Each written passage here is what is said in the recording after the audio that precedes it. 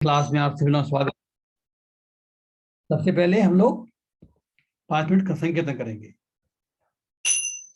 जय राधा माधवा कुंज विहारी, जय राधा माधवा कुंज विहारी, जय गोपी जन वल्लभा गिरिवरधारी,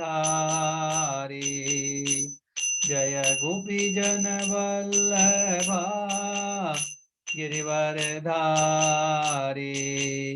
जय राधा माधवा कुंज विहारी, जय राधा माधवा कुंज विहारी, यशोदानंदन व्रज जन रंजन, यशोदानंदन व्रज जन रंजन, यमुना तीरावनचारी, यमुना तीरावनचारी,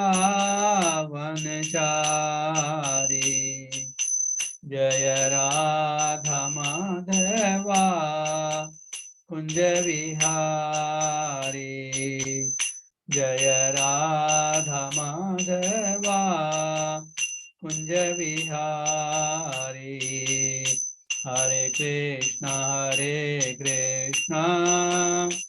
कृष्ण कृष्ण हरे हरे,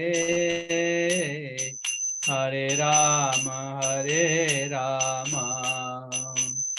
राम राम हरे हरे, हरे कृष्ण कृष्ण कृष्ण हरे हरे, हरे राम राम राम हरे हरे, हरे कृष्ण कृष्ण कृष्ण हरे हरे, हरे राम राम राम हरे हरे, हरे कृष्ण कृष्ण कृष्ण हरे हरे, हरे राम राम राम हरे हरे, हरे कृष्ण कृष्ण कृष्ण हरे हरे, हरे राम राम राम हरे हरे, हरे कृष्ण कृष्ण कृष्ण हरे हरे, हरे राम राम राम हरे हरे, जय राधा माधव राधे, जय राधा गोविंद राधे, जय राधा दामोदर राधे, जय राधा गोपीनाथ राधे, जय राधा पार्थसारथी राधे, जय राधा श्याम सुंदर राधे, जय कृष्ण बलराम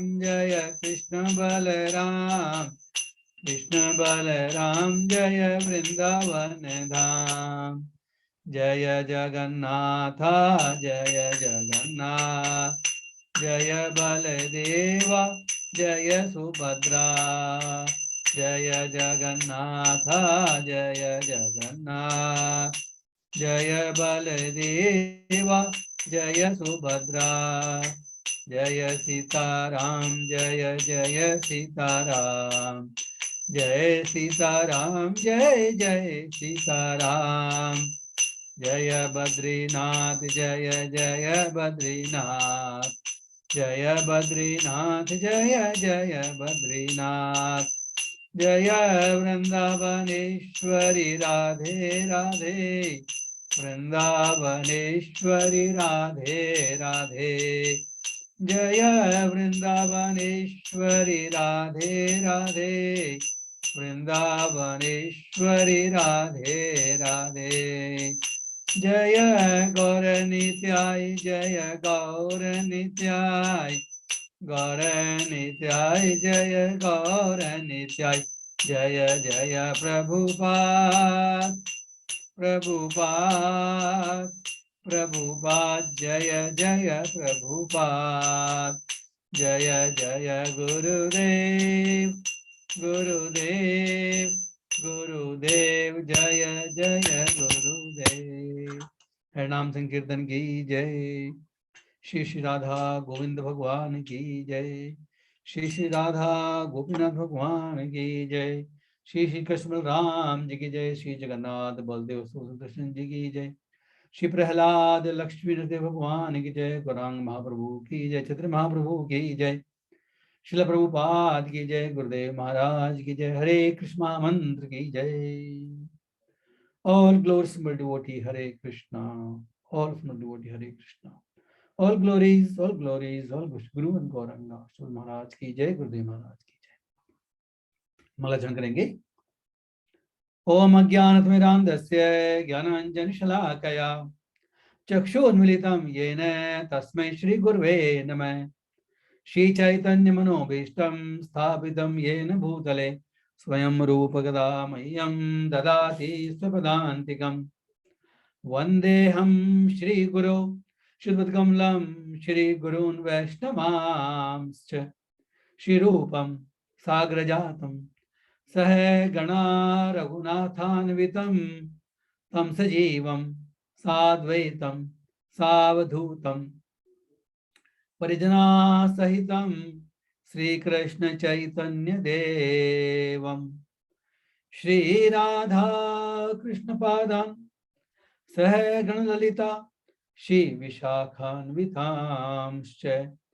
हे कृष्णा करुणा सिन्धो दीनबन्धो जगत्पते गोपेश गोपिकान्त राधाकान्त नमोऽस्तुते।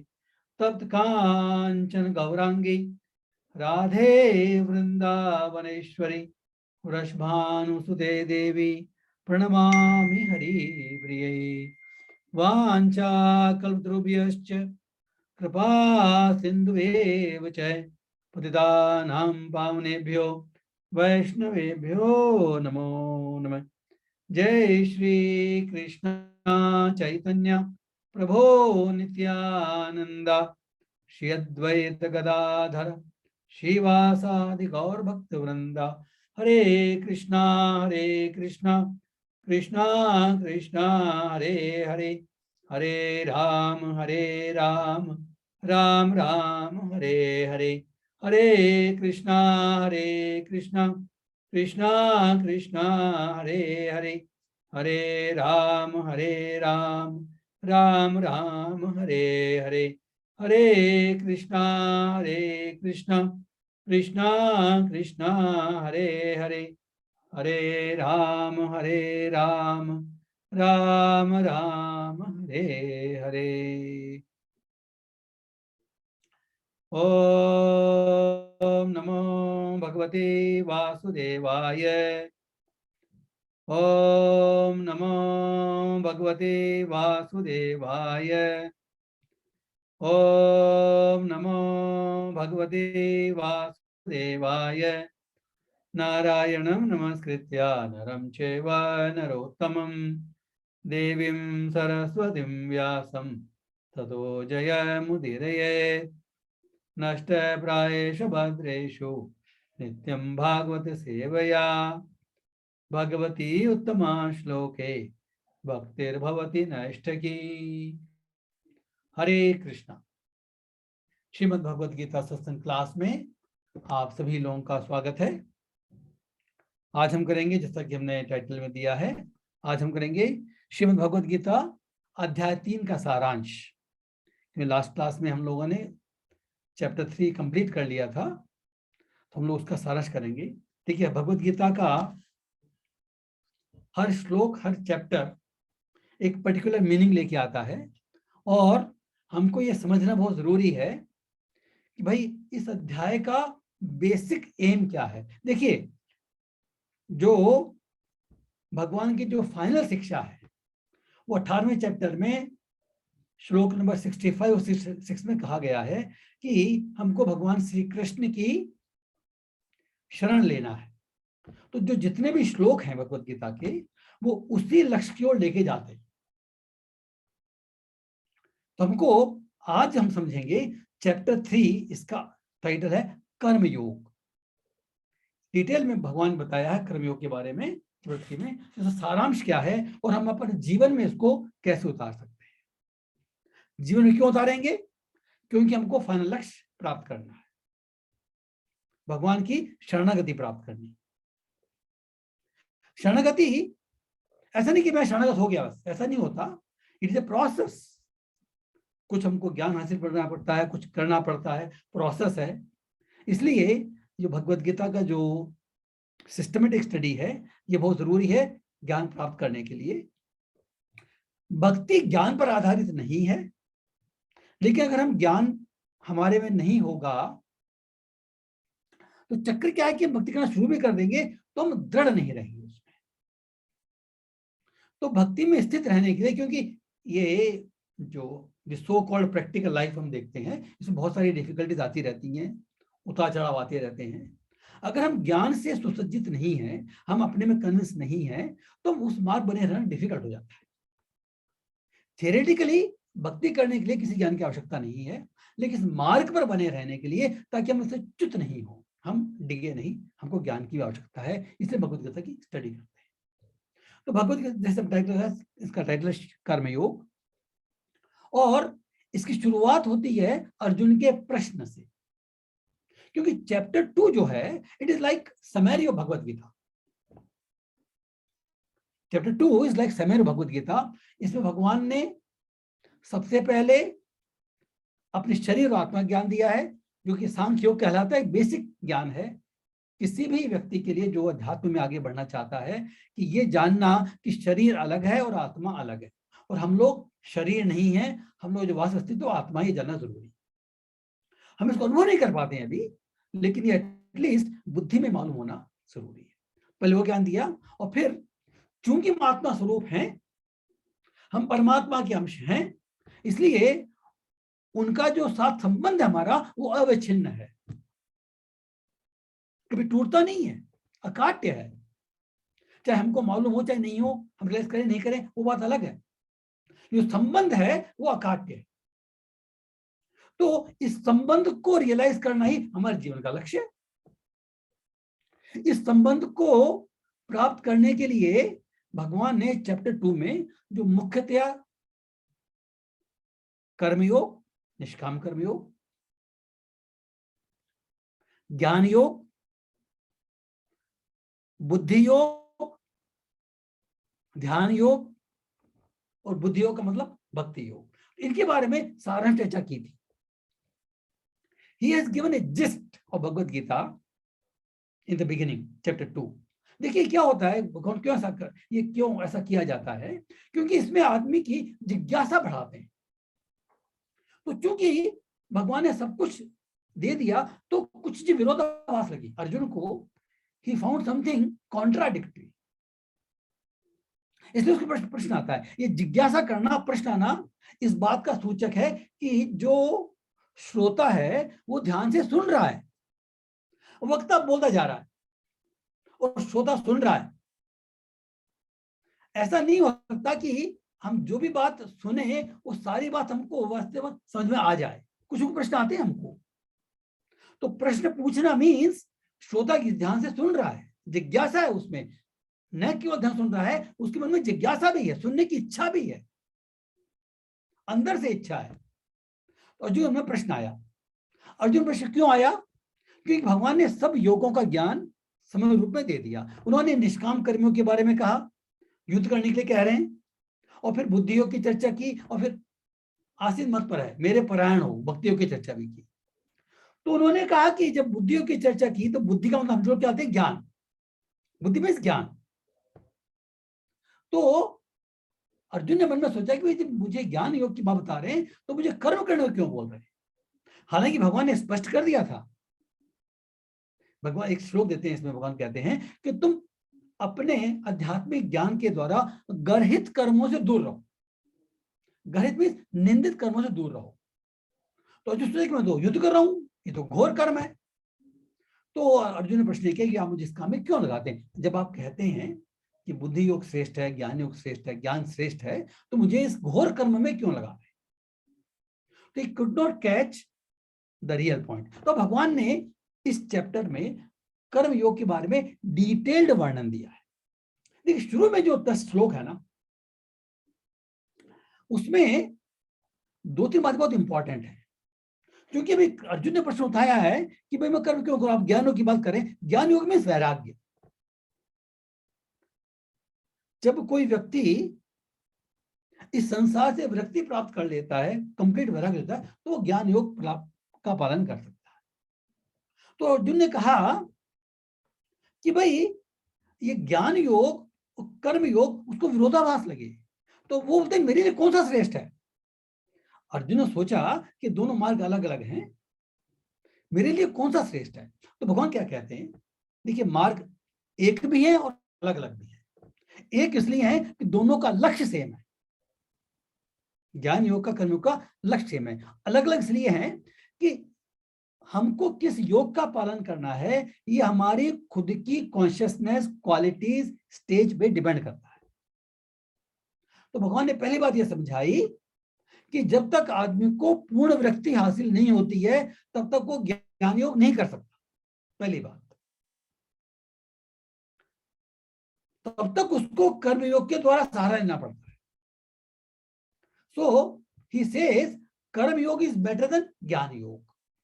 1 से 10 के इस संदर्भ में वो बताते हैं कि कर्म योग ज्ञान योग से बेटर है। क्यों? क्योंकि ये ज्यादा सर्वसुलभ है। ज्यादातर लोग, हम लोग जो संसार में आए हैं, हमको कर्म करने की भौतिक भोग प्रवृत्ति होती है। वी कैन नॉट, इसको झुठला नहीं सकते, जो है तो है।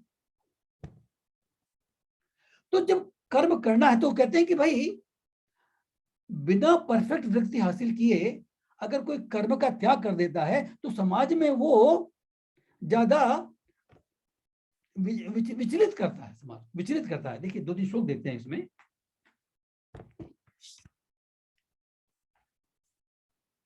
वही भगवान ने कहा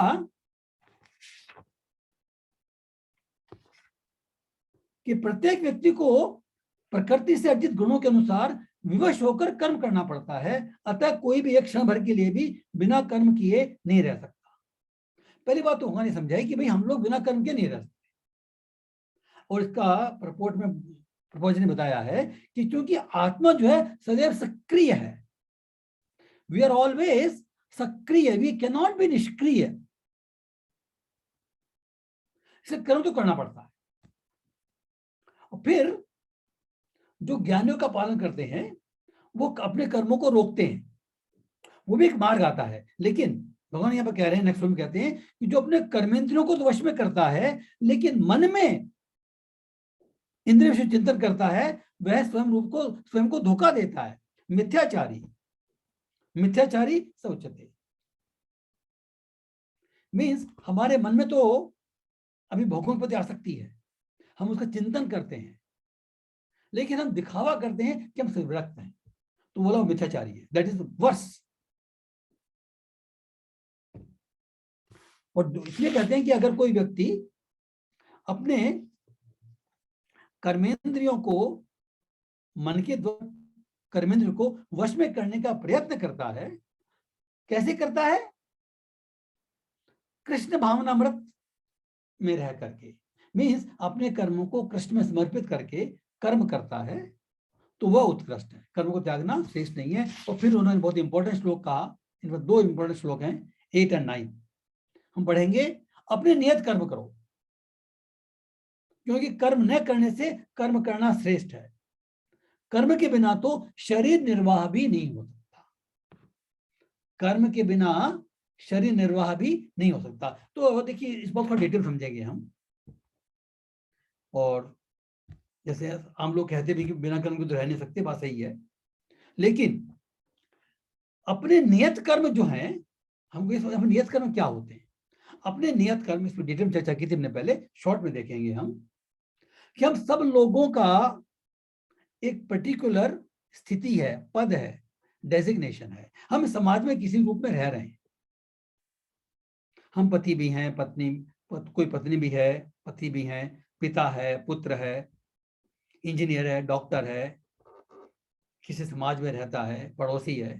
तो he has got a particular स्थिति, उसके अनुसार से कुछ कर्म होते हैं। That is number 1। तो वो हमको करने चाहिए, हमको निष्क्रिय नहीं होना चाहिए। और दूसरा, जो हमारे सबके लिए, जो मनुष्य योनि में जिन्होंने जन्म लिया है, उन सबके लिए एक परम कर्तव्य है। वो क्या है? हमारे जीवन को लक्ष्य प्राप्त करने का प्रयत्न करना। ठीक है? वो जो हम करते हैं कि उसका साधन जो है, हम लोग जो जिस साधन की संस्तुति करते हैं, किसी भी योग के द्वारा कर सकते हैं, लेकिन हम लोग जो संस्तुत करते हैं वो है भक्ति योग, भगवान का भक्ति योग, भगवान की भक्ति मीन्स, और उसमें भगवान की भक्ति करने में जो मुख्य अंग है वो भगवान का नाम लेना है। हरे कृष्ण कृष्ण कृष्ण हरे हरे, हरे राम राम राम हरे हरे। ये और भी अंग है, विग्रह सेवा है, धामवास है, एसोसिएशन ऑफ डिवोटीज है, भगवद गीता भागवतम श्रवण है, ये सब है। लेकिन ये सब मुख्य अंग है इनफैक्ट, लेकिन जो हम हमेशा कर सकते हैं वो है भगवान के नाम का जप और कीर्तन। तो ये दोनों हमको करने होते हैं, हमारे नियत कर्तव्यों में ये दोनों होते हैं।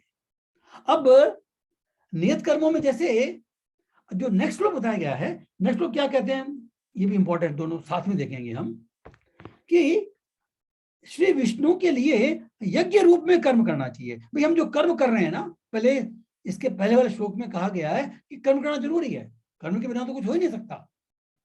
लेकिन कर्म कैसे करें, ये इस अध्याय की शुरुआत होती है शिक्षा की। वो कहते हैं कि श्री विष्णु के लिए यज्ञ रूप में कर्म करना चाहिए, अन्यथा कर्म के द्वारा इस भौतिक जगत में बंधन उत्पन्न होता है। मीन्स कर्म तो करना है हमको, जीवन निर्वाह के लिए भी कर्म करते हैं, भौतिक कर्म, सो कॉल्ड भौतिक कर्म, उनसे बंधन मिलता है। तो कैसे करें? तो ये कहा जा रहा है कि जो आप कर्म कर रहे हैं वो यज्ञ के स्वरूप करो। अतः हे कुंती पुत्र, उनकी प्रसन्नता के लिए, मीन्स भगवान की प्रसन्नता के लिए अपने नियत कर्म करो, इस तरह तुम बंधन से मुक्त रहोगे। अब इसमें प्रश्न आता है, हमने ऑलरेडी चर्चा की थी इसमें प्रश्न आता है कि भाई हम जो अपना जीवन निर्वाह करने के लिए जो हम नियत कर्तव्य है, जिसका प्रोफेशन है, कोई नौकरी करता है, कोई बिजनेस करता है, सो मेनी थिंग्स, तो जो अपने शरीर के निर्वाह करने के लिए, अपने परिवार के निर्वाह करने के लिए जो नियत कर्म है, उनका यज्ञ स्वरूप कैसे कन्वर्ट करें? ये सही बात है, ये मन में प्रश्न आना जरूरी है। भाई ये तो भक्ति कर्म नहीं है, तो इसको यज्ञ के रूप में कैसे करें? इसको यज्ञ के रूप में कर सकते हैं। How can we do it? इसके लिए हमने जब ये इस 8 और 9 श्लोक लिया था, तब हमने एक श्रीमद् भागवतम श्लोक देखा था। ये श्रीमद् भागवतम का स्कंद 1 अध्याय 2 का 10वां श्लोक है। उसमें इस जीवन का लक्ष्य बताया गया, अर्थ बताया गया है कि हम ये जीवन क्यों धारण, देखिए हम जीवन निर्वाह क्यों करते हैं, क्या कि हमारे शरीर और आत्मा एक साथ रहे, हम शरीर त्यागे नहीं, समय के पहले शरीर त्याग नहीं, कोई भी समय के पहले मरना नहीं चाहता। हम शरीर का निर्वाह करना चाहते हैं, अपने परिवार वालों को निर्वाह करना चाहते हैं, ताकि किसी को मृत्यु सामना नहीं करना पड़े। तो शरीर का निर्वाह कर रहे हैं। तो इसका जो लक्ष्य है ना, इसमें बताया गया है। ये 1.2.10 श्रीमद् भागवतम है। इसमें कहा गया है, कामस्य न इंद्रिय प्रीति लाभो जीवित यावता जीवस्य तत्व जिज्ञासा नार्थो यश्चेह कर्म भी। ये कह रहे हैं कि जीवन की इच्छाएं, हम जो जीवन निर्वाह कर रहे हैं, तुम्हारी कुछ इच्छाएं होती है, तो उन इच्छाओं का जो लक्ष्य है वो इंद्रिय तृप्ति की ओर नहीं होना चाहिए, पहली बात। फिर क्या लक्ष्य होना चाहिए? मनुष्य को स्वस्थ जीवन की या आत्म संरक्षण की कामना करनी चाहिए। हमारी इच्छा होनी चाहिए कि हम इस जीवन का पालन करें, हमारा जीवन रहे, संरक्षण करें, हेल्दी रहे, स्वस्थ रहे, इसकी कामना करनी चाहिए। क्योंकि अगर हम हेल्दी नहीं रहेंगे, जीवित नहीं रहेंगे, तो हम इस जीवन का लक्ष्य प्राप्त करने का प्रयत्न कैसे करेंगे? तो जरूरी है, जीवन निर्वाह करना जरूरी है, उसका होना जरूरी है। तो लक्ष्य जो हमारा है जीवन निर्वाह तो होना चाहिए। क्यों? ताकि हम हेल्दी रहें, जीवित रहें। लेकिन इसका जो लक्ष्य जो है वो कह रहे हैं कि इंद्रिय तृप्ति की ओर, सेंस ग्रेटिफिकेशन, खुद का भौतिक सुख प्राप्त करने के लिए लक्ष्य नहीं होना चाहिए। क्या होना चाहिए लक्ष्य? क्योंकि मानव तो परम सत्य के विषय में जिज्ञासा के लिए बना है। इसमें कहा जा रहा है कि मानव, मनुष्य तो परम सत्य के विषय में जिज्ञासा के लिए बना है। इसके अतिरिक्त वृत्तियों का और कोई अन्य लक्ष्य नहीं होना चाहिए। That means why we are living, somebody may say ना, क्यों जिंदा रहना हमको? Say some people, suppose a tragedy has happened in his life, तो कई बार उनके मन पर शांति में क्यों जिंदा? There are some suicidal tendencies are there in particular people. जब बहुत ज्यादा दुख आता है, कुछ प्रॉब्लम होती है, कई बार कुछ लोगों का जो वो बोलते हैं कि टॉलरेंस बहुत कम होता है, तो जरा सी बात परेशान हो जाती है। करेक्ट? मतलब कैसे क्यों हो गया? What should I do, what can I do? इससे अच्छा तो मर जाए तो अच्छा है, अपने मन में कई बार आता है, टेंडेंसी होती है सोचने की एटलीस्ट। तो यहां कहा जा रहा है कि भाई हमको स्वस्थ जीवन की कामना करनी चाहिए, लेकिन हमारा जो लक्ष्य है वो परम सत्य की जिज्ञासा के लिए बना है, उसके लिए जीवित रहना हमको। We have got a purpose to live. इसको हम दूसरे भाषा में कहें, we should live for love. जब हमको परम सत्य के बारे में मालूम पड़ जाएगा, भगवान के मालूम पड़ जाएगा, तो हमारा भगवान के साथ में जो प्रेम संबंध है, जो संबंध है वो प्रेम का है। This love, this service, love and service, they are both synonymous. हम किसी को प्यार करते हैं तो उसकी हम सेवा करना चाहते हैं। भौतिक जीवन में भी when we love our family, when we love our wife, our children, we want to serve them, we want to make them happy. अगर हम किसी से प्यार करते हैं तो उसका हैप्पीनेस हमको खुशी देगा, so we want to serve him. तो love and service goes hand in hand together. तो भगवान के साथ में हमारा संबंध है, इसको हमको प्राप्त करना, we have to love him, so we have to live for love. We have to live for love. जो रियल लव है इस संसार के अंदर, उसके लिए हमको अपने जीवन को मेंटेन करना है, इसको प्राप्त करना है। हमारे सबके अंदर भगवान के प्रति प्रेम है, लेकिन वो भी जागृत नहीं हुआ है। सो दिस इज एक्चुअल परम सत्य की खोज के लिए जो बात बताई जा रही है। देखिए, परम सत्य का हमने बाद में देखा था, डिटेल में नहीं जाएंगे, कि कुछ लोग जो ध्यान योग में रहते हैं वो परमात्मा तत्व को प्राप्त कर जाते हैं, वो भी अध्यात्म योग है। कुछ लोग ज्ञान मार्ग में रहते हैं, वो ब्रह्म दर्शन करते हैं। इम्पर्सनलिस्ट्स जो होते हैं उनका भी अध्यात्म है वो, we don't question them, but the final लक्ष्य इज भगवान। ब्रह्मेति परमात्मेति भगवानेति शब्दते।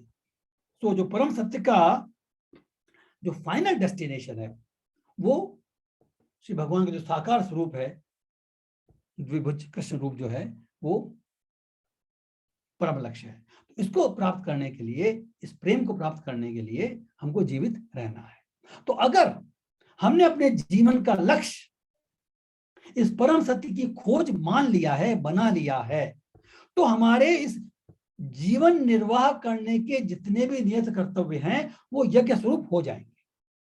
That is the beauty. Bhagwat Gita में कहा जा रहा है कि हमको सारे कर्म यज्ञ के स्वरूप करना चाहिए।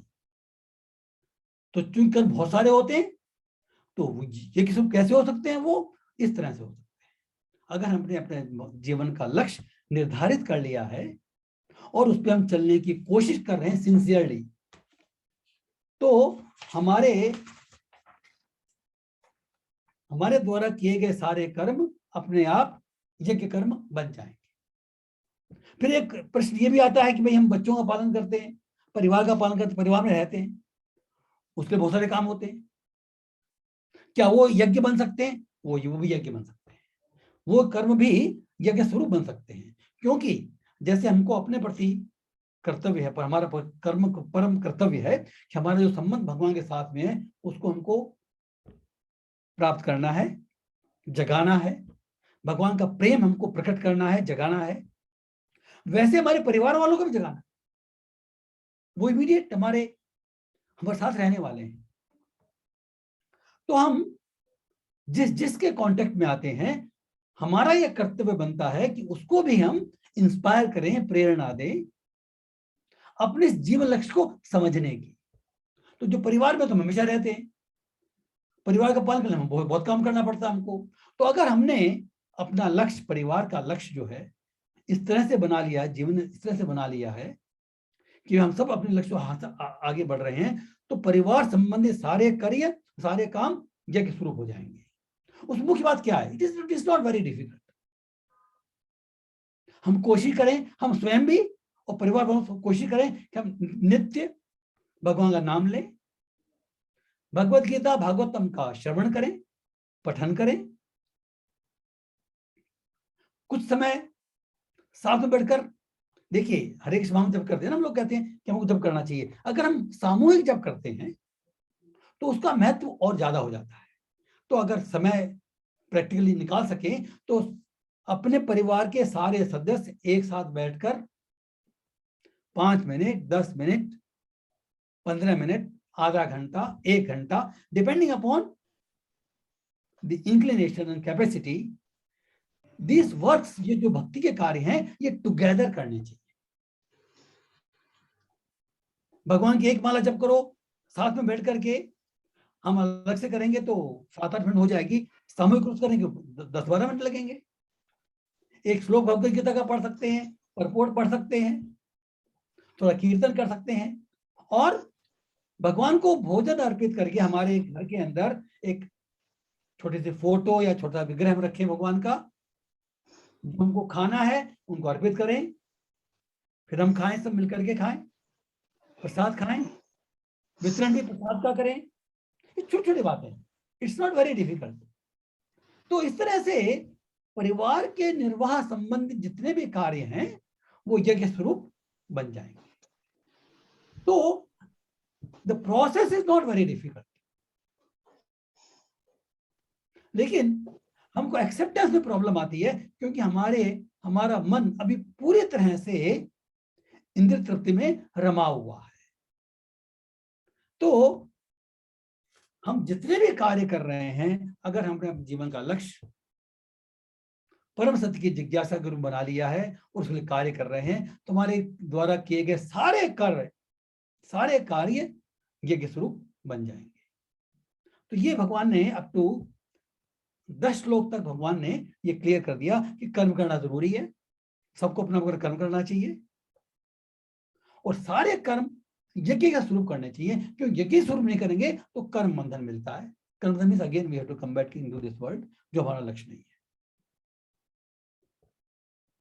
उसके बाद में भगवान ने 10 से 16 के बीच में फिर अगेन ही कम्स बैक, बोलते अगर कोई भगवान के लिए कर्म नहीं भी कर सकता, शुरू में यज्ञ के लिए कर्म नहीं भी कर सकता, तो कम से कम कर्म कांड का पालन करे।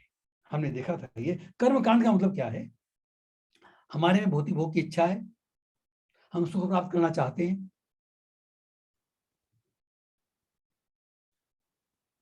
इसलिए काम करेंगे, ठीक है। तो अगर अपने खुद की इंद्रिय तृप्ति के लिए भी कार्य करना है, जो कि 99% लोग करते हैं, कोई बुरी बात नहीं है, लेकिन अगर वो भी करना है तो कोई प्रॉब्लम नहीं है। कम से कम उनको अब कर्म कांड के जो वेदों में, शास्त्रों में जो हमको निर्दिष्ट बताए गए हैं, कर्म बताए गए हैं, उनके अनुसार करो।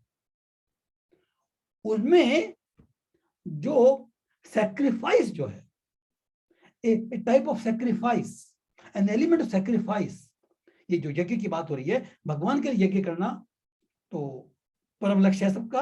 लेकिन वो नहीं भी कर सकते हैं तो जो हमारे वेदों के अंदर जो कर्मकांड बताए गए हैं कि हम साधारणतः करते भी हैं, तो ये काम करोगे, ये जब करवाओगे तो ये फायदा होगा, ये होगा, वो होगा, सारे कर्मकांड नहीं। पंडित से जब करवाना, पूजा करवाना, जो भी करते हैं पंडित, इवन जो शहादत करते हैं, तर्पण करते हैं, हमको करना चाहिए, ये छोड़ना नहीं है। लक्ष्य चेंज होता है, हमारा भावना चेंज होती है, कोई कार्य छोड़ना नहीं है। It has to be very very important, we have to understand it. तो अगर हमारे में हमारे खुद की भौतिक भोग भोगने की इच्छा भी है, तो कम से कम जो शास्त्रों में जो विहित कर्म है, जो निषिद्ध कर्म है, उनको नहीं करना चाहिए, और जो विहित कर्म है उनको करना चाहिए। और इसमें हमने यज्ञ चक्र देखा था। यज्ञ चक्र में कैसे यज्ञ चक्र आया था कि भगवान से वेद प्रकट होते हैं। ये यज्ञ चक्र जो है 12, 13, 14, 15 श्लोकों के अंदर आया है कि भगवान से वेद प्रकट होते हैं। वेदों में नियत कर्मों का विधान है। नियत कर्म मिलेंगे, वेदों में मिलेंगे, शास्त्रों में मिलेंगे हमको। नियत कर्मों से यज्ञ उत्पन्न होता है, यज्ञ करने से बारिश आती है, वर्षा से अन्न उत्पन्न होता है, अन्न से हम अपने जीवन की रक्षा करते हैं। सारे प्राणी अन्न पर आश्रित हैं। इसलिए जब इस अन्न को हम भगवान को समर्पित कर देते हैं, अर्पित कर देते हैं, भोग लगा देते हैं, तो यज्ञ चक्र पूरा हो जाता है। तो हमको अपना जो जीवन जो है उसमें इस यज्ञ चक्र का पालन करना चाहिए। Means an element of sacrifice is there at every stage. हमने एक बड़ा अच्छा एग्जांपल देखा था, जैसे गेहूं जब उगाता है किसान, उसकी जो बाली लंबी होती है, तो जमीन में कुछ हिस्सा रह जाता है, वो जमीन का हो गया। ये किसका विधान क्या है कि भाई इस भूमंडल पर बहुत सारे जीव हैं और उन सबको जीने का हक है। हम किसी जीवन ले नहीं सकते, लेकिन एक भगवान ने यज्ञ चक्र बनाया है ताकि उन सबके जीवन का निर्वाह बिना किसी बाधा के हो सके। तो जैसे गेहूं का जो फसल उगती है, तो जो उसकी जो बाली होती है, जो नीचे का हिस्सा जमीन के लिए, ऊपर का हिस्सा, ऊपर का जो ऊपर का 4 इंच जो है, जो गेहूं की बाली होती है, वो मनुष्य जैसे जीव काम लेते हैं, आगे चर्चा करेंगे। और उसके नीचे का हिस्सा जो है वो चारा पशुओं के लिए। अगर 16 इंच अगर लेंथ मानते हैं, तो 4 इंच जमीन के लिए, ऊपर की 4 इंच मनुष्यों के लिए, बाकी जीवों के लिए, और बीच के जो हिस्सा है वो चारा जो बनता है वो पशुओं के लिए। उसके बाद में जो हमको बाली मिली, तो पहली बाली हम अग्नि को अर्पण करते हैं। जैसे हम घर में भी जब भोजन बनता है, तो हमारे जो बड़े बूढ़े हैं, हम लोग आजकल करते नहीं करते पता नहीं है भाई, कई लोग तो भूल गए होंगे, कई लोग नहीं जानते होंगे, लेकिन हमने एटलीस्ट अपने घर में देखा है कि हमारे माता पिता में भी they are not ISKCON devotees, they were not ISKCON devotees of course, लेकिन फिर भी जब वो भोजन बनता था, तो पहली रोटी जो बनती थी उसका एक ग्रास वो अग्नि में अर्पित करते थे। बोलते अग्नि को हमको भोग लगाना है, ऐसा कहते थे, अग्नि को भोग लगाना जरूरी है। अग्नि रिप्रेजेंट्स भगवान का मुख। अग्नि जो है वो भगवान के मुख को रिप्रेजेंट करता है। तो मीन्स हम उसमें भोग लगाते हैं, तो भगवान को भोग लगा रहे हैं। तो प्रथम, not only that, before it to that stage, जो अनाज जो बनता है उसमें कुछ हिस्सा कबूतरों के लिए, पक्षियों के लिए होता है। हमारे घरों में भी कई जगह प्रैक्टिस है कि भाई डेली हम कुछ ना कुछ ग्रेन्स, चाहे गेहूं हो, चाहे बाजरा हो, चाहे ज्वार हो, वी गिव फॉर द पक्षीज, द बर्ड्स। जो चारा है वो पशुओं के लिए है, और जो कुछ हिस्सा इसमें पशुओं में चला गया, जो बचा हमने चारा बनाया, सॉरी हमने बनाया, आटा बनाने के पहले पक्षियों को दिया, और आटा बनने के बाद कुछ हिस्सा उसमें चींटियों में जाता है। अभी भी हमारे कई जगह पे, कई घरों में ऐसा होता है कि सम फ्लोर इट गोस फॉर छोटे जीव हैं, चींटी हो जाता है। फिर आटा बना, रोटी बनी, पहली रोटी बनी, अग्नि को भोग लगी, और पहली रोटी गाय के लिए अगेन, और उसके बाद में भी हमारा ऐसा विधान है शास्त्रों में कि भाई जो खाना बनता है, पहले हमारे घर, हमारे परिवार में जो वृद्ध लोग हैं, जो सीनियर जन हैं, जो थोड़े से, अगर कोई साथ में कोई भूखा है परिवार में भी, उनको हमको भोजन देना हमारा कर्तव्य है। Means at every stage there is some sacrifice, at every stage. फिर हम लोग लेते हैं, और जो लास्ट रोटी है वो कुत्ते को खिलाते हैं। पहली रोटी गाय के लिए, बीच रोटी हम सब जीवों के लिए, मनुष्यों के लिए, डिपेंडिंग ऑन द कैटेगरीज, और लास्ट रोटी कुत्ते के लिए। तो इस तरह से जो, अगर हम इस यज्ञ चक्र का पालन, सैक्रिफाइस का पालन करते हैं, तो we are living according to this yajna चक्र।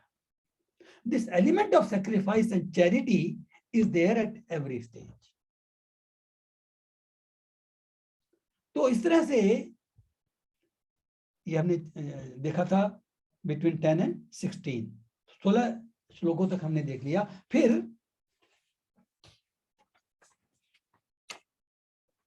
17 से लेके 35 तक निष्काम कर्मियों के बारे में चर्चा की है, और उसमें कहा गया है कि भाई, जैसे जो पहले चर्चा हुई थी कि जिस आदमी को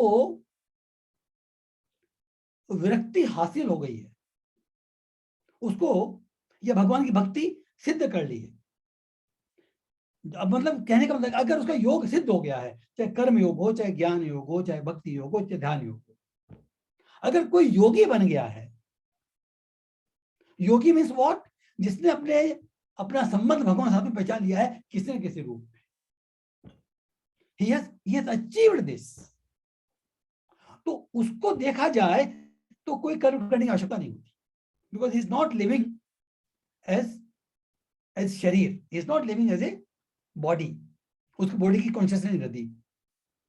लेकिन फिर भी ये सलाह दी गई है कि ही शुड स्टिल प्रैक्टिस कर्मयोग, जिसे कर्मयोग की महत्ता बता रहे हैं इस चैप्टर 3 में, he should still practice to set example.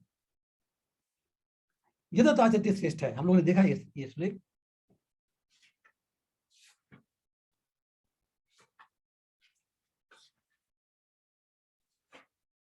हाँ, ये 21 श्लोक देखा हमने।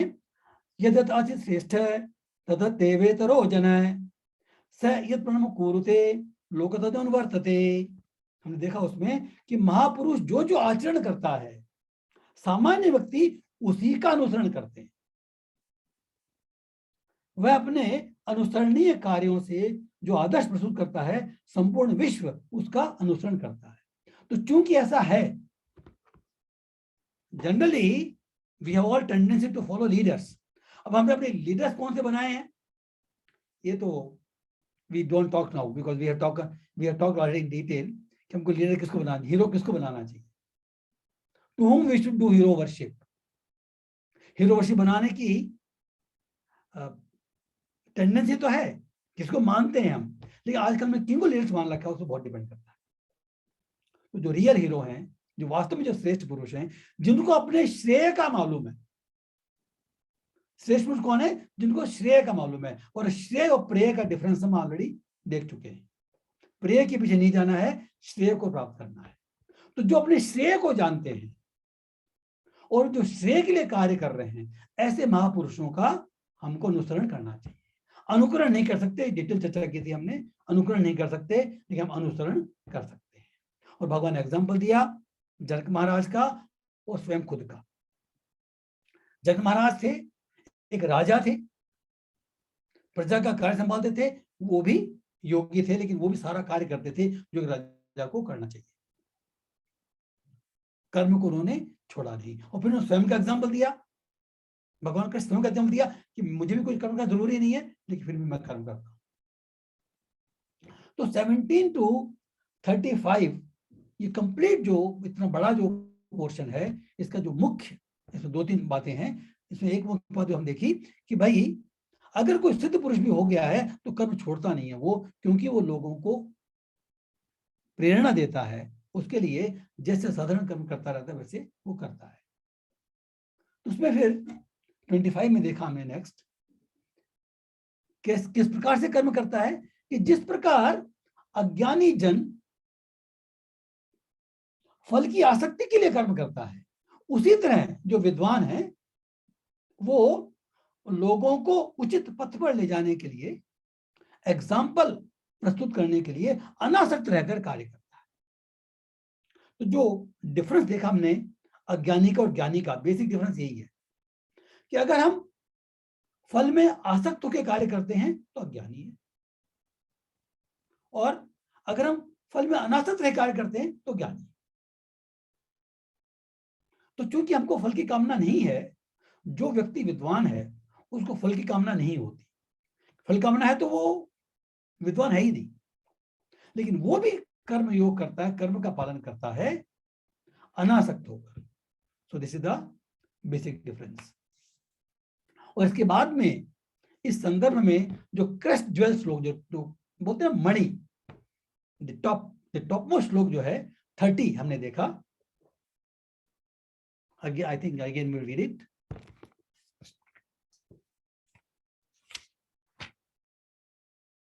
मयि सर्वाणि कर्माणि संन्यस्य अध्यात्म चेतसा निराशी निर्ममो भूत्वा युद्धस्व विगत ज्वर।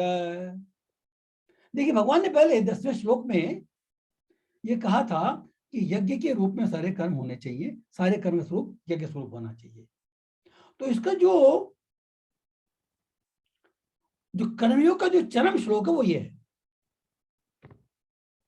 कर्मयोग का जो चरम श्लोक है वो ये है, मयि सर्वाणि कर्माणि संन्यस्य अध्यात्म चेतसा निराशी निर्मम भूत्वा युद्धस्व विगत ज्वर।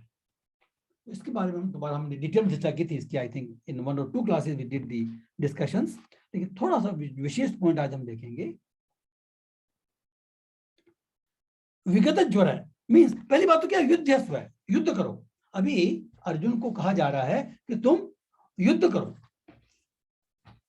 लेकिन उस युद्ध करने के लिए वो कुछ युद्ध करने के वो कॉन्शियसनेस डेवलपमेंट है। ठीक, देखिए बहुत इंपॉर्टेंट बात है ये।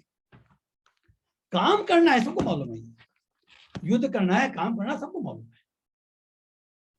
लेकिन कर्म योग में नॉर्मल क्या फर्क पड़ता है वो हमको श्लोक बताता है। तो भगवान ने न केवल युद्ध करने के लिए आदेश दिया, युद्ध करना उसका कर्तव्य है, युद्ध तो दुर्योधन भी कर रहा है, वो योग नहीं है उसका, करेक्ट। तो युद्ध करने के कार्य को कैसे योग बनाना है, ये भगवान स्वयं इस श्लोक के माध्यम से हमको समझा रहे हैं हमारे लिए। तो युद्ध में कर्म को त्यागना नहीं है, युद्ध तो करो भाई। अर्जुन को युद्ध करना अच्छा नहीं लग रहा था, बहुत सारे कारण हम देखा ऑलरेडी। तो कोई अगर अनपैलेटेबल कार्य है जो हमको पसंद नहीं आता है, लेकिन अगर हमारा कर्तव्य उस समय हो तो करना है। दिस नो एस्केप, हमको निष्क्रिय नहीं बनना है, इस पहली बात हो गई। कर्म तो करना है, simply because I don't like something I should not do, no, I have to do this if it is my duty.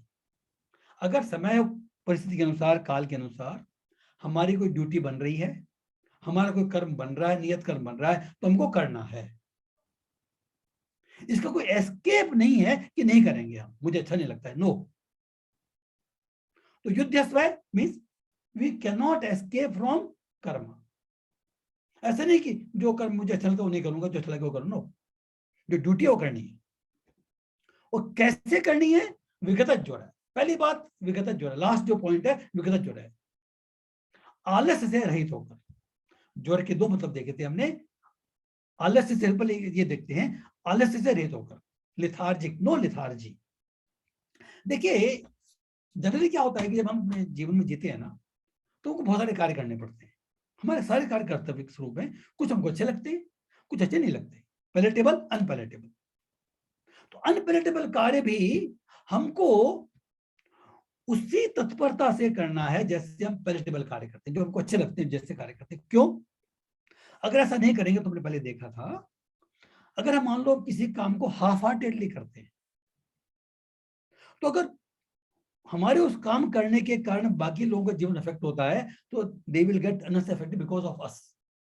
अगर हमने अपना कार्य, जैसे भाई बिजनेस करना, सपोज करो कि इसको बीच का मन नहीं लगता लेकिन करना है उसको, ये सुडू जीवन में तो करना पड़ेगा, वो मन से नहीं करता। अगर मन से नहीं करता तो बीच में नुकसान हो सकता है और कोई प्रॉब्लम आ सकती है, खड़ी खड़ी हो सकती है, वी डोंट नो। तो because of our indifference some other problem may be created simply because we don't like to do. No,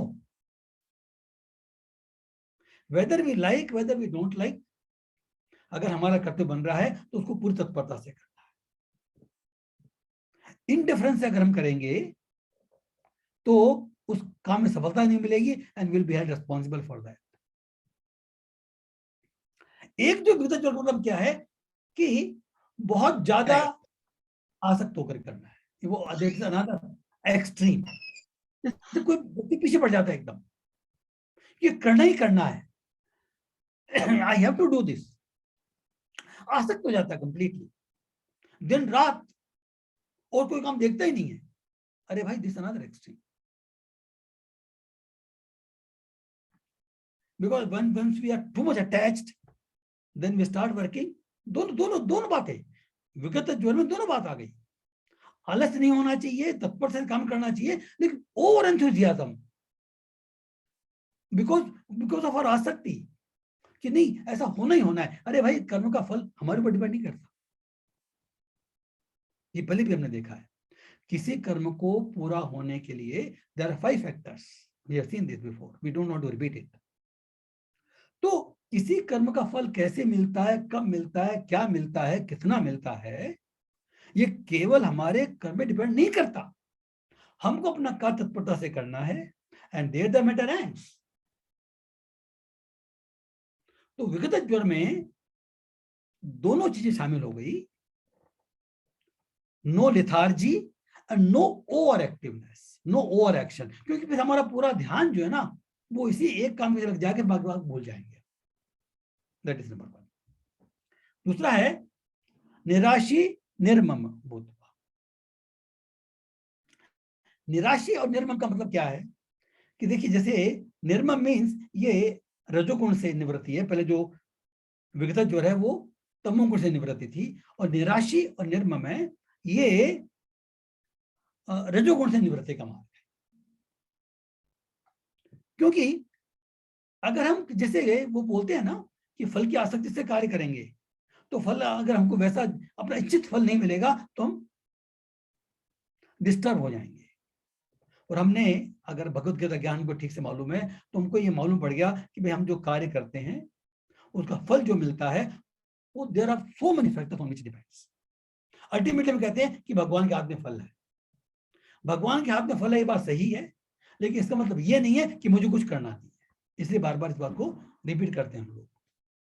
we do our part, उसके बाद में क्या फल मिलता है इसके बारे में हमको चिंता नहीं करनी है, क्योंकि अगर उसमें आसक्त रहेंगे तो अगेन इट विल बी कर्म बंधन, अगेन विल बी डिस्टर्ब। तो निराशी निर्मम है। निर्मम means no sense of proprietorship, ownership. क्योंकि हमने ऑलरेडी देखा है कि कर्म करना केवल हमारे बस की बात नहीं है। We take help of so many people, so many resources, so many things. किसी भी कार्य को संपन्न करने में भगवान साथ भी जरूरी है। तो I cannot claim the ownership on the result of that, the sole ownership of the result on me. No, because I'm not the owner of that karma. तो निराशी निर्मम का मतलब क्या है कि फल की आशा में आसक्ति रखना और अपने आप को पूर्णकर्ता मान बैठना कि मैं ये कर, ये अपने आप को जो पूर्णकर्ता मान लेता है वो अज्ञान का लक्षण। हमने ऑलरेडी देखा था इसके पहले, 30 के पहले हमने देखा था गुणा गुणेषु वर्तन्ते। हम उसमें हमको आसक्त नहीं होना है। हर आदमी अपने अर्जित गुणों के अनुसार, हमने पहले देखा था कि हर आदमी जब जन्म लेता है तो उसके पर्टिकुलर स्वभाव होता है, पर्टिकुलर गुण होता है, उसके अनुसार वो कार्य करता है। हर व्यक्ति के गुण अलग अलग होता है। तो हम न फल के ऊपर हम पूरी ओनरशिप जमा सकते हैं और न कर्म के ऊपर हम पूरी ओनरशिप जमा सकते हैं। तो निराशी निर्मम भूत्वा। फिर संन्यास अधात्म चेतसा मई सर्वाणी कर्माणी, ये सतोगुण और दिव्य गुण की बात आ गई। मीन्स जो सारा फल हम जो बोलते हैं कि निष्काम कर्मियों की बात आ गई कि हम सारा फल हम क्यों करते हैं, अपने इंद्रियों की शुद्धि के लिए करते हैं। क्योंकि अब जब हमने देखा कि हम फल की कामना नहीं करते तो क्यों कर रहे हैं भाई कर्म? क्योंकि हम अपनी इंद्रियों की शुद्धि के लिए कार्य कर रहे हैं। संन्यास अध्यात्म चेतसा, हमारा जो चेतना जो है वो आध्यात्मिक चेतना है। और इसमें मई सर्वाणी कर्मण जो है ये भक्ति का अंश भगवान ने जोड़ दिया कि जब हम भगवान को समर्पित कर देंगे तो वो सारे कर्म भक्ति कर्म हो जाए। मई सर्वाणी कर्मण्य करनी होता तो आध्यात्मिक तो हो सकता है लेकिन भक्ति पूर्वक नहीं हो सकता। और जैसा कि हम देखा कि देखिए why we are discussing this, क्योंकि हमको गीता के चरम श्लोक का ध्यान रखना है, जो शुरू शुरू चर्चा की थी हमने। हर चैप्टर हर श्लोक हमको उस चरम लक्ष्य के नजदीक लेके जाता है। तो जिस श्लोक में भगवान की भक्ति की चर्चा नहीं भी की जा रही है उसमें भी हम देखेंगे लास्ट में कहा गया है ब्रह्मभूत प्रसन्न आत्मा न शोचित न कांक्षति समो सर्वेषु भूतेषु मद भक्ति लभते पराम। जिसके तत्व की जिज्ञासा हम कहते हैं कि ब्रह्मन और परमात्मा होते हैं, वो भी फाइनली भगवान की भक्ति प्राप्त करते हैं। उनका प्रोसेस लंबा हो सकता है, दैट्स इट। तो मई सर्वाणी कर्माणी मीन्स हम जब निष्काम कर्म कर रहे हैं, किसी फल कामना नहीं है, तो भगवान की सेवा के समर्पित रूप में कर रहे हैं। तो उसमें हमने देखा कि भगवान की भक्ति का भी अंश हो गया। इस तरह से ये जो कर्मयोग का जो चरम श्लोक है वो हमने देखा। फिर नेक्स्ट दोस्तों भगवान ने बताया कि भाई जो इस ये भी इंपॉर्टेंट पॉइंट है। भगवान ये जो 30 श्लोक दिया इट्स लाइक एन ऑर्डर, युद्ध जो है it's like order, there is no escape from this. तो कुछ लोग पसंद आता है, कुछ पसंद नहीं आता। भगवान कह रहे हैं कि भाई जो ईर्ष्यावश इन उपदेश की उपेक्षा करता है तो उसके सिद्धि के प्रयासों में वो नष्ट भ्रष्ट समझना चाहिए। ये भगवान ने क्यों कहा ऐसा? भाई ये हो सकता है कि हमको जब कोई कार्य करते हैं इस तरह से हम पूरे रूप से पालन नहीं करते, वो दूसरी बात है, लेकिन इसमें हमको श्रद्धा होनी चाहिए कि भगवान जो कह रहे हैं ये बात सही है। आप मतलब समझ रहे हैं ना? भाई मई सर्वाणी कर्माणी संन्यासो निराशि निर्ममो विगत जो है, हमारे में कई बार भूल हो सकते हैं, we don't mind, it is okay, we can improve upon it. But अगर हम इस उपदेश के प्रति, इस शिक्षा के प्रति ईर्ष्या करते हैं या द्वेष करते हैं और ऐसा सोचते हैं क्यों, व्हाई इट इज सो, ऐसा नहीं होना चाहिए, इस तरह से अगर मन भाव आता है, then we create a wall between us and the Lord. देखिए जैसे कोई शिक्षा पालन नहीं कर सकते, हमारे में कमियां है, कमजोरी है, हम कोई प्रॉब्लम हो सकती है, हम चाहते हैं करना नहीं कर पा रहे हैं, that means we are not becoming inimical to the Lord. लेकिन अगर हम उस उपदेश से हम विमुख हो जाते हैं, हम चाहते क्यों है, why it is so, resentful हो जाते हैं, गुस्सा आता है हमको, वी फील रिसेंटफुल, तो then we are creating a wall between us and the Lord. ये जो रिसेंटमेंट है, ये जो क्रोध है, ये गुस्सा जो है किसी चीज के प्रति भी, तो this creates a wall between us and the Lord. तो ये इस उपदेश का पालन नहीं कर सकते, दिस इज ह्यूमन, ह्यूमन में वीकनेस हो सकती है, लेकिन रिसेंटफुल नहीं होना चाहिए।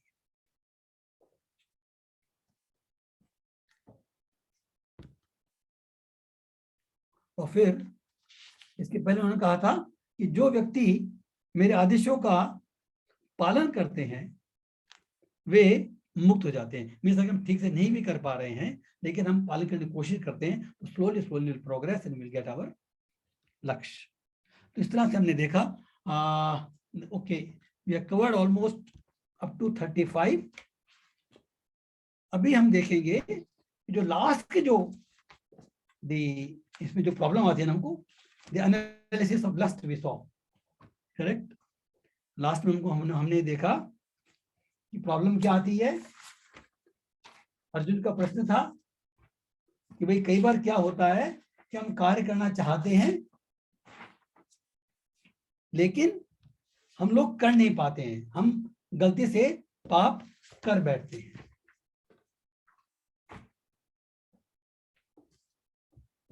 तो उसके लिए हमने लास्ट के कुछ लोग देखे थे, ये 36, 37, जो 36 to 43 जो है, ये लास्ट जो सेक्शन है इस चैप्टर का, उसमें हमको जो बाधाएं आती है इस कार्य करने, हमारे लक्ष्य को प्राप्त करने जो बाधाएं आती है, वो भगवान बताया कि काम के कारण हमारे, वो काम हमारे ज्ञान को ढक लेता है, आवरण कर लेता है। हमने देखे कुछ लोग, दो तीन मिनट में ये कंप्लीट करेंगे, then we have question answer. तो भगवान ने बताया कि भाई हमारा ये ज्ञान कवर करने मतलब क्या है, ये 3 तरह के एग्जाम्पल दिए थे, अग्नि धुएं से, दर्पण धूल से, और भ्रूण गर्भाशय से आवृत रहता है। इस तरह हमारा शरीर में जो काम है, हमारे जो अनरेगुलर डिजायर्स, जो बेसिकली काम का मतलब क्या है, अनरेगुलर डिजायर्स जो रेगुलेट नहीं कर पा रहे हैं, तो ये डिजायर्स हमारे काम को, हमारे ज्ञान को आवृत कर लेंगे। हम कोई भी काम करते हैं तो अपने ज्ञान के माध्यम से करते हैं, करेक्ट, हमको ये करना चाहिए, हमारी बुद्धि में वो रहता है। तो हमारी इच्छाओं का ज्ञान आवृत हो जाता है, ढक जाता है, तो हम गलती कर बैठते हैं। We can do papa, we can do sin at that time. तो भगवान ने भी समझाया हमको कि जो काम का जो निवास स्थान है, हमारी इंद्रियां, हमारा मन और हमारी बुद्धि है, ये उत्तरोत्तर डिफिकल्ट स्टेजेस हैं। इंद्रियों में तो स्वाभाविक टेंडेंसी रहती है अपनी इसी चीज को प्राप्त करने की, लेकिन अगर वो काम की भावना अगर मन में भी आ जाती है तो थोड़ा सा डिफिकल्ट सेकंड स्टेज है वो। क्योंकि सेंसेस तो जब कोई चीज दिखती है ना, तभी हमारी इच्छा होती है। हमने पहले डेटा में चर्चा की, दोबारा नहीं करेंगे, कि जब when we see something we tend to have this और एंजॉय दिस और हैव दिस। लेकिन जो मन जो है, अगर वो काम हमारा मन में घुस गया, तो हमारे सामने ऐसी सिचुएशन नहीं भी है तो भी हम उसका चिंतन करने बैठते हैं। तो वो स्टेज सेकंड स्टेज है। पहली स्टेज थी अग्नि धुआं, थोड़ी सी प्रैक्टिस करी, धुआं भाग गई, हवा मारी, धुआं भाग गई, अग्नि प्रज्वलित हो गई। सेकंड स्टेज में दर्पण के ऊपर मैल, it is more difficult, so a person has to really work hard. अगर मन में काम घुस गया तो बुद्धि का नियंत्रण करना पड़ता है, और अगर बुद्धि में भी काम घुस गया तो हमने देखा बुद्धिनाथा प्रणश्यति। ये इसको समझने के लिए हमको देखना पड़ेगा, हमने पहली बार चर्चा की थी कि जनरली क्या होता है कि हमारे अंदर भी दुविधा रहती है। दुविधा means not dilemma, I can say. मेरी जो बात अभी कहने की वो ये है कि समटाइम्स वी फील कि भाई मुझे करना चाहिए, समटाइम्स मुझे नहीं करना चाहिए। मतलब जब जैसे ये मान लो हमको सुबह जल्दी उठना है, समटाइम्स फील हमको मुझे जल्दी उठना चाहिए। क्यों? Who is saying this? क्योंकि हमारे मन में, हमारी बुद्धि में बैठा हुआ है भी हमको जल्दी उठ के कार्य करना है, भगवान नाम लेना है, पूजा करनी है, जब करना है, मेरे लिए अच्छा है। So that gives me instruction. लेकिन फिर मेरे में आलस आता है। तो जो हमारी, जैसे इसमें भगवान ने कहा है कि विषयों से ऊपर सेंसेस है, हमारी इंद्रियां हैं, इंद्रियों से ऊपर मन है, मन से ऊपर बुद्धि है, और बुद्धि से ऊपर आत्मा है। तो आत्मा और बुद्धि, हमको ये बुद्धि हमारे बताती है हमको ये काम करना चाहिए, अच्छा काम करना चाहिए, ये करना चाहिए, वो करना चाहिए। लेकिन चूंकि हमारा मन आसक्त है, देखा मन, ये मन बहुत चंचल है, ये आसक्त है, तो हमारा मन उस काम को नहीं करने देता। तो इसीलिए भगवान ने इसका जो लास्ट श्लोक देखा 41, 42, 43 में जो रेगुलर विधि बताई कि अपने सेंसेस को, इंद्रियों को नियमित करके, देखिए इसका एग्जैक्ट वर्ड हम देख लेते हैं so that it will be,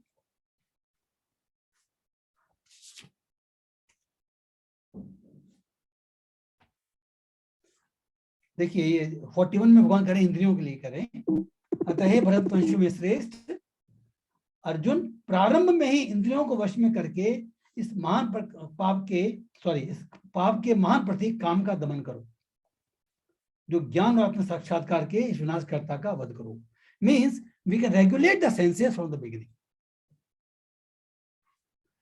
और बाद में कह रहे हैं कि अगर मन में अगर काम आ जाता है तो उसको बुद्धि से कंट्रोल करना पड़ेगा। हमने बुद्धि देखा था, देयर आर 2 टाइप्स ऑफ बुद्धि, वन इज मेटेरियल बुद्धि, भौतिक बुद्धि, वन इज स्पिरिचुअल बुद्धि। हमको दोनों की आवश्यकता है, लेकिन जो मेटेरियल इंटेलिजेंस है उसको स्पिरिचुअल इंटेलिजेंस के कंट्रोल में रहना चाहिए। ये हमने देखा था कि हमारे में जो थोड़ी बहुत जो स्पिरिचुअल नॉलेज है, जिसके कारण हमको मालूम है कि हमको ऐसा करना चाहिए, उसके अंतर्गत हमको हमारी सारी इच्छाएं पूरी करनी चाहिए। मीन्स कभी धर्म के बाहर नहीं जाना चाहिए। We said that whatever we do we should not go out of the limit. उस लिमिट के अंदर है कि हमको काम करना चाहिए, और इसकी गाइडेंस हमको लेनी चाहिए हमारी आध्यात्मिक बुद्धि से, जिसमें हमको अपने श्रेय प्राप्त करने का निश्चय हमने किया हुआ है। क्योंकि निश्चय जो है हमारी बुद्धि में है, हमारा मन तो अभी भी भटकता है। लेकिन अगर हम इस बुद्धि के कंट्रोल में रहेंगे, मन को कंट्रोल में करेंगे, तो बुद्धि के द्वारा हम जो हम बार बार कहते हैं कि हमको जप करना चाहिए, पूजा करना चाहिए, ये करना चाहिए, ये मन को कंट्रोल करने का साधन है, मन को शुद्ध करने का साधन है। हम सबको मालूम है कि क्या करना क्या नहीं करना, लेकिन मन क्यों कंट्रोल में नहीं है, इसलिए गलत काम कर बैठते हैं। तो इस मन को शुद्ध करने के लिए इन सारे नियमों का विधान जो हमारे शास्त्रों में गुरुओं ने बताया है कि हमको डेली भगवान का नाम लेना चाहिए, पूजा करनी चाहिए, सुबह जल्दी उठना चाहिए, जितने भी कार्य हैं वो हमारे शरीर की शुद्धिकरण के लिए है। अगर हमारा शरीर शुद्ध होगा तो काम की भावना इसमें कम होगी। तो I think with this we can conclude this chapter 3। Chapter 3 का जो पूरा हमने सारांश देखा, हम जीवन में कैसे उतारेंगे, कैसे चर्चा करेंगे।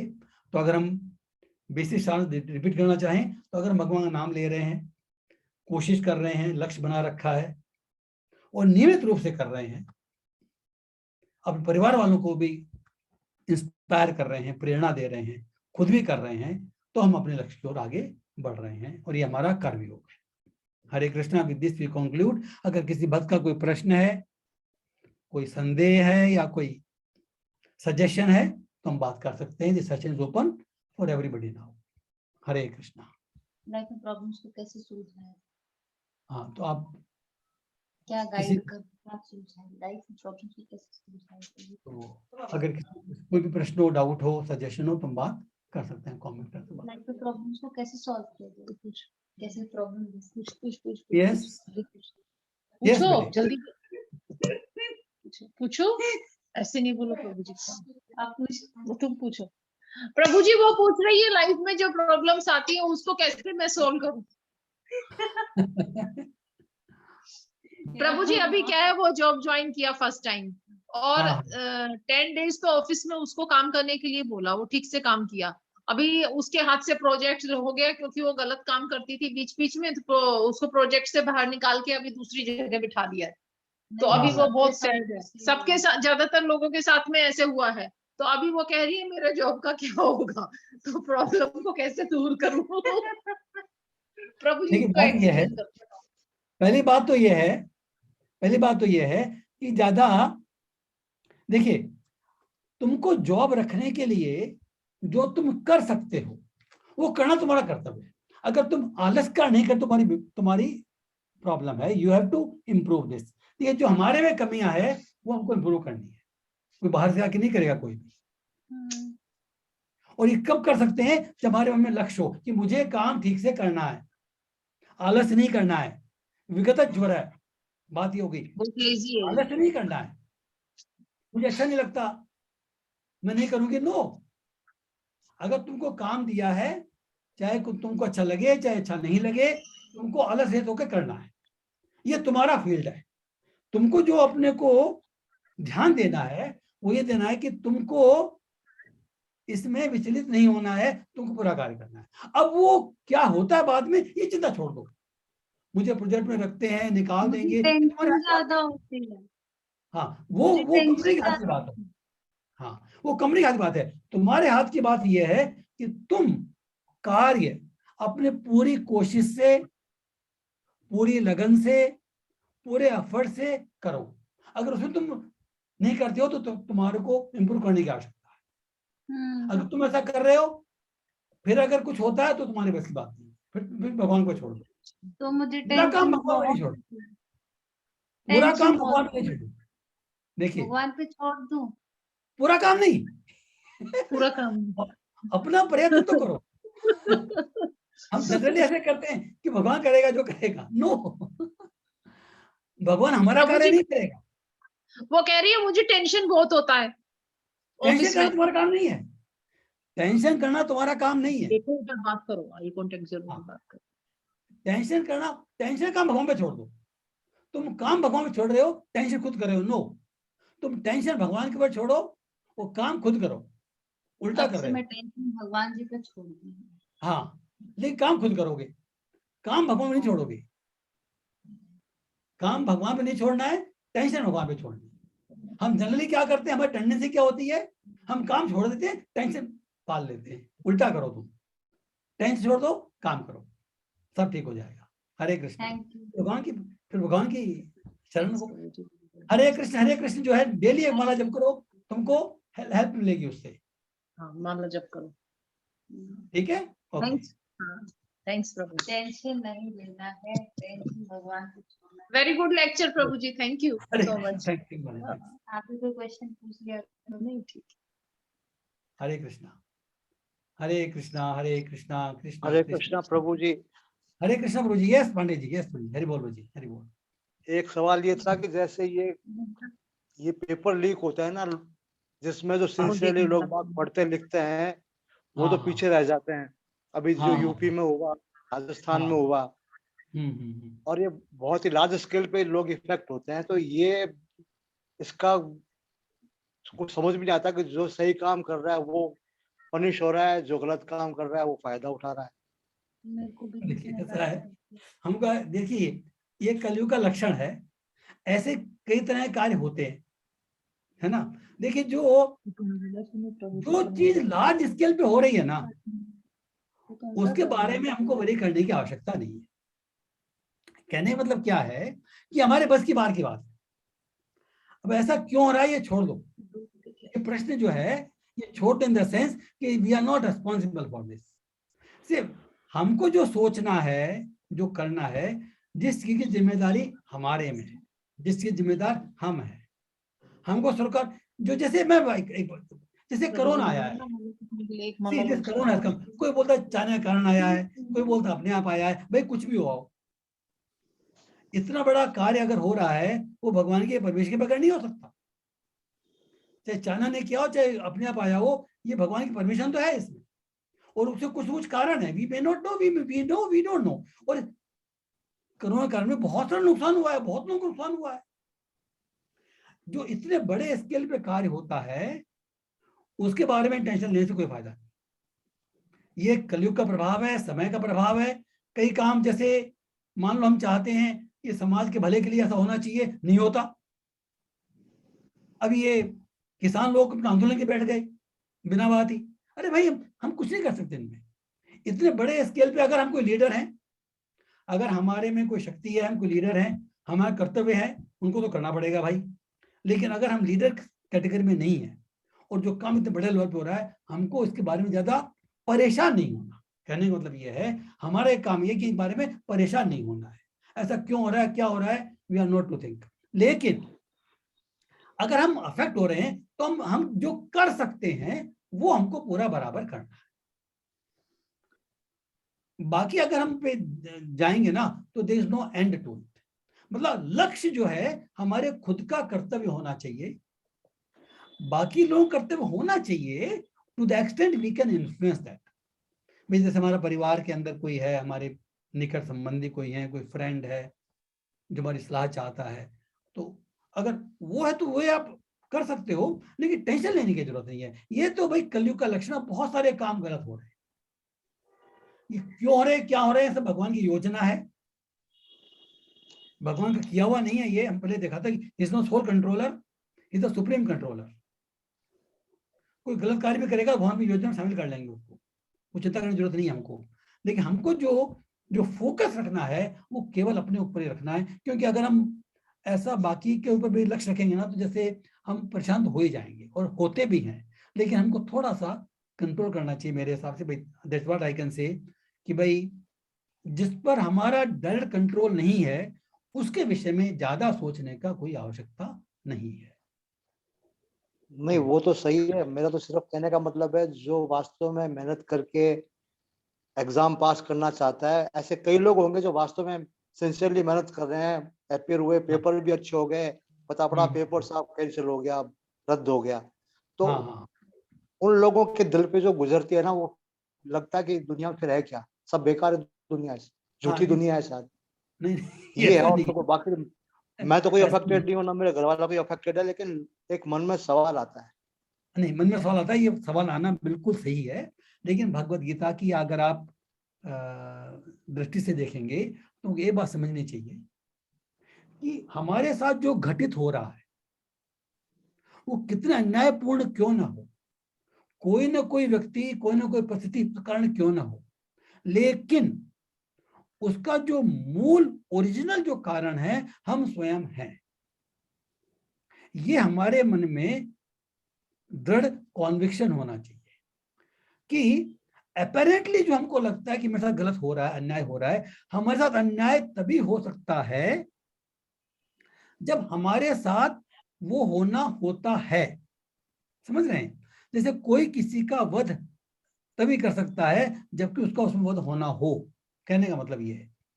तो हमको अपेरेंटली लग सकता है कि अन्याय हो रहा है, लेकिन जो घटित होता है उसमें कहीं ना कहीं जो ओरिजिनल जो कारण है उसके स्वयं का प्रारब्ध है। लेकिन चक्कर क्या है कि व्हेन वी आवरसेल्व्स और हमारे निकट संबंधी जब ये ऐसे होते हैं तो हम उनके सामने बात नहीं कर सकते और नहीं करनी चाहिए, क्योंकि उनको ज्ञान नहीं दे सकते उसमें। उस समय अगर हम उनकी कोई हेल्प कर सकते हैं तो हमको हेल्प करनी चाहिए, फिजिकली भी अगर हमारे में कोई कैपेसिटी है तो।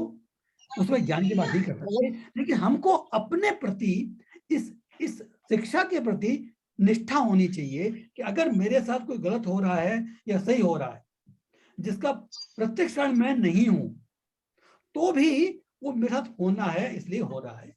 The other person, the other situation में भी द प्रत्यक्ष कारण जो हमको दिखता है लेकिन मूल कारण नहीं है। ये हमारी बुद्धि में क्लियर होना चाहिए।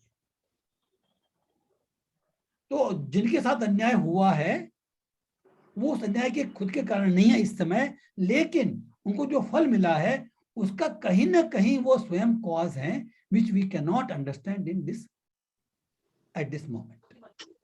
ठीक है?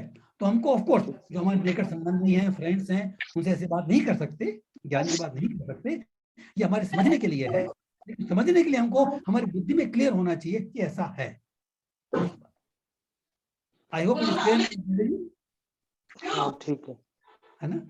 हरे और कृष्ण। जैसे अब अभी जैसे चाइना कहते हैं कोरोना चाइना से निकला, तो अल्टीमेटली मान लीजिए वास्तव में ऐसा रहा भी होगा कि चाइना से निकला है, तो अल्टीमेटली जिसने सोसाइटी को इतना कष्ट पहुंचाया, दुख दिया, लॉस हुआ, तो वो तो फिर कालांतर में कहीं ना कहीं पनिश होना चाहिए।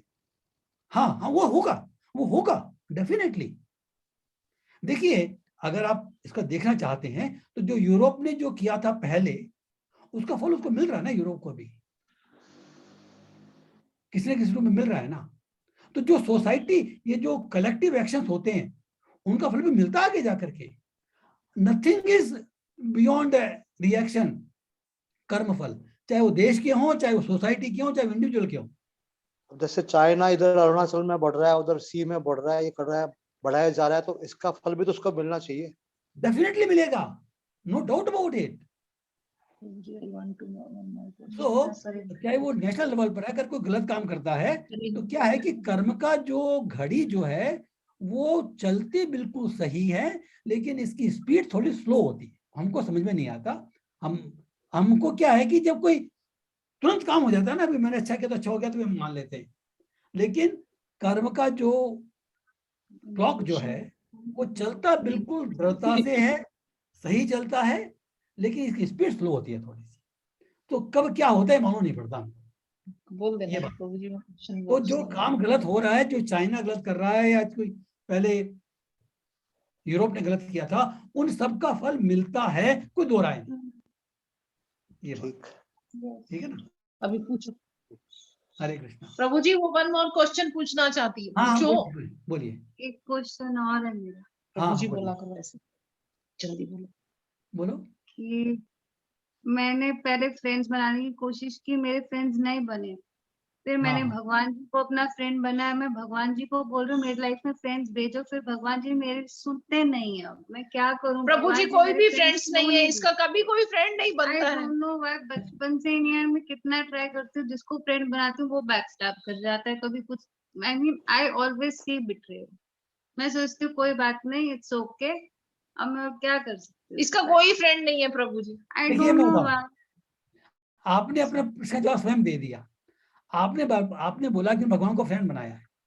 अगर आपने हाँ। भगवान को फ्रेंड बनाया है तो फिर आपको किसी और फ्रेंड की आवश्यकता नहीं है, और अगर आपको किसी आवश्यकता पड़ेगी तो आपको मिल जाएगा। आप इस पर दृढ़ विश्वास रखें। भगवान जी देखिए मेरी क्या बातें होता है, सुनते हैं।